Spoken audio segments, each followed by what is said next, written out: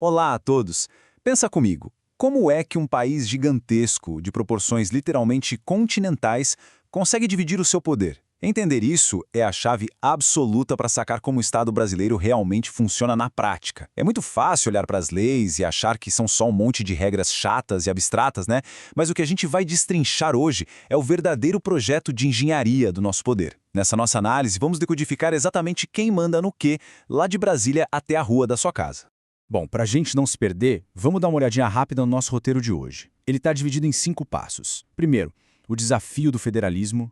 Segundo, os modelos dual e cooperativo. Terceiro, a nossa Constituição de 88. Quarto, as competências privativas da União. E, por fim, as competências comuns e concorrentes. Vamos lá? Começando pela primeira parte, o desafio do federalismo. Existe um dilema estrutural super profundo que qualquer governo federal tem que encarar logo de cara quando é criado. E a grande questão é exatamente essa: como um Estado federal divide o seu poder sem acabar se despedaçando no processo. É uma questão de sobrevivência, de verdade. Se você centraliza demais, acaba sufocando as regiões. Mas se descentralizar muito, o país corre um risco gigante de virar um monte de territóriozinho independente. É um verdadeiro malabarismo diário, e o Brasil está no meio disso o tempo todo.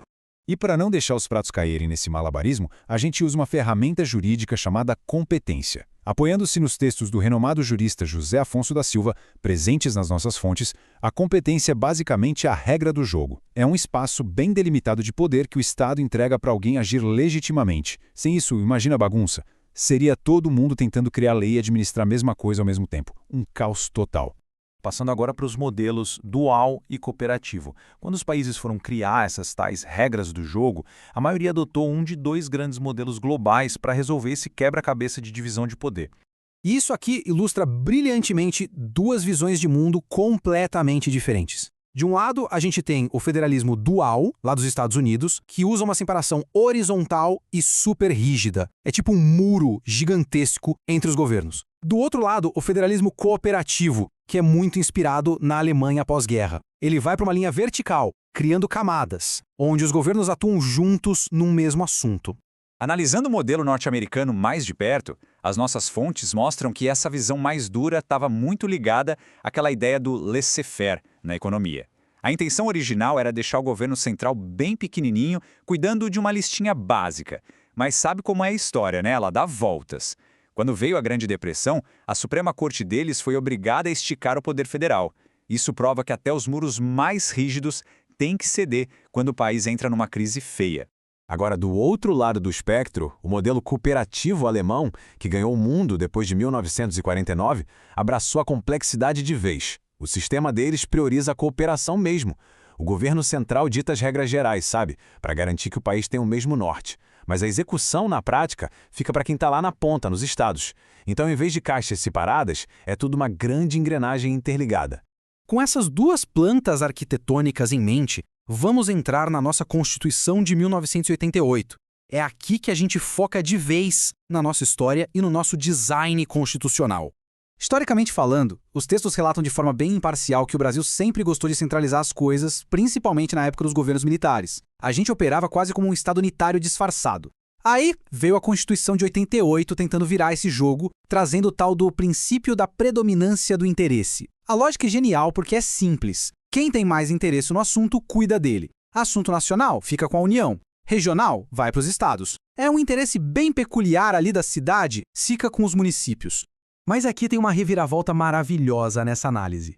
O Brasil não se contentou em escolher um modelo só. A gente foi lá e misturou tudo. De acordo com as nossas fontes, a gente pegou praticamente tudo o que já tinha sido testado no mundo e jogou no caldeirão. Ficou um sistema super híbrido. Benço mesmo, sabe? Em algumas áreas as regras são super rígidas e em outras super colaborativas.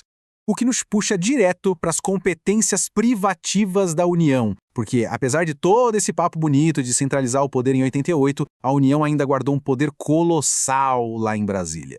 Olha só os exemplos práticos de como esse monopólio funciona. A União segura com unhas e dentes as relações internacionais, a nossa moeda, o câmbio, os correios, as telecomunicações e a energia nuclear. E sendo bem sincero, a lógica faz todo o sentido prático. São áreas que exigem padrão nacional. Já imaginou a loucura que seria se cada estado do Brasil inventasse sua própria moeda ou tivesse regras de segurança nuclear diferentes? Não dá, né? Só que, claro, essa lista gigante levanta vários debates. Nossos documentos mostram que o planejamento para o desenvolvimento nacional e o socorro a calamidades públicas, tipo as grandes secas, também estão na mão da União. E aí entra uma crítica acadêmica bem neutra. Será que crises como essa não deveriam ser enfrentadas de forma mais cooperativa? Afinal, quem sofre os impactos na pele são os estados e os municípios, né? Mas calma, que tem uma válvula de escape técnica aí. Essa competência privativa, que é o poder de criar leis, não é totalmente blindada. Os textos mostram que uma lei complementar federal pode, de forma excepcional, autorizar os estados a legislar sobre uns pedacinhos específicos desses assuntos da União. É uma frestinha na janela, sabe? Mas já garante uma certa flexibilidade. E aí chegamos à nossa última etapa, as competências comuns e concorrentes. É agora que a gente vê como esse sistema compartilhado brasileiro funciona na vida real, na gestão e nas leis. O artigo 23 da Constituição traz a competência comum. E isso aqui é puramente administrativo. É colocar a mão na massa, executar. O ponto alto aqui é que absolutamente todo mundo, União, Estados, Distrito Federal, inclusive todos os municípios, têm que trabalhar juntos. Proteger a saúde, o meio ambiente, a cultura. O dever de cuidar dessas coisas é simultâneo. É de todo mundo ao mesmo tempo de forma cooperativa. Mas quando a conversa muda de executar para criar a lei, aí o cenário muda de figura. É a competência concorrente do artigo 24. E presta atenção num detalhe crucial aqui. Os municípios estão fora dessa. A Constituição não deixou as cidades criarem leis concorrentes. Esse poder fica restrito só à União, aos estados e ao Distrito Federal. Como é que essa competência concorrente funciona na prática? É um passo a passo bem claro. Primeiro, a União entra em campo, mas só para ditar as normas gerais, que é o esqueleto da lei para o país todo. Segundo, os estados entram para preencher as lacunas e adaptar isso para a realidade deles. E terceiro, se a União ficar lá enrolando quieta e não criar a norma geral, os estados ganham o poder legislativo pleno para resolver o problema na região deles. Simples assim. Só que o direito brasileiro tem uma engrenagem fantástica para evitar o caos. Digamos que o Estado foi lá e criou sua lei, exercendo o poder pleno porque a União estava quieta. Daí, a União acorda e cria a norma geral nacional. O que acontece com a lei estadual? Ela é anulada? Não. A fonte deixa claríssimo. A eficácia da lei estadual é apenas suspensa naquilo que bater de frente com a lei federal. Ela fica lá meio que dormindo enquanto a norma federal existir. E para fechar o nosso estudo de hoje, fica uma provocação. A gente acabou de passar por essa teia toda de regras exclusivas, ações comuns e esse labirinto que são as leis concorrentes. O sonho do pessoal lá em 88 era um sistema equilibrado, descentralizado e eficiente. Será que deu certo? Olha, entender quem faz o quê não é papo só para advogado.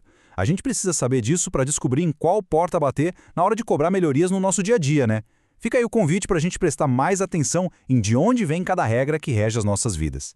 Muito obrigado por acompanhar essa análise e até a próxima. Se considerou este conteúdo relevante, inscreva-se no canal para ter acesso a mais materiais voltados à preparação para concursos.